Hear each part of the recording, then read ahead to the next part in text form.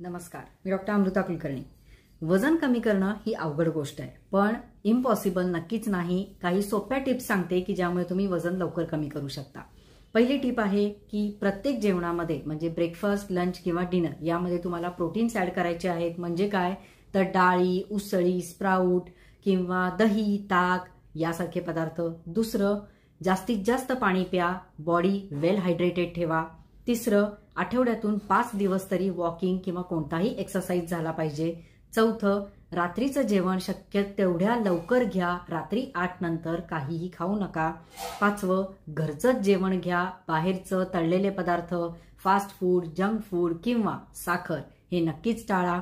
Next जे आहे ते म्हणजे रात्रीची 7 ते 8 तासाची शांत झोप अतिशय महत्वाची आहे।